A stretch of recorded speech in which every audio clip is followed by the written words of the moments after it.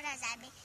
ঘাস দিয়েও একটা হাঁটুর তৈরি করা যায়, সেটার একটা বাজার আছে। সেই বাজারটা বাজেট লাগবে। তোমরা কি এই সম্পর্কে কিছু জানো যে হাঁটুর দিয়ে কি করে একটা বাজেট বানানো যায় এবং সেই বাজেট সত্যি হাঁটুরের ভিতরে দেওয়া লাগে? সেই হাঁটুর কি তোমরা নিতে চাও? সেটা হচ্ছে এই তো আমার হাতে যেটা আছে, এই তো এইরকম বাজালে কি তো হয়। ওই জন্য তোমাদেরকে এটাই আমাদের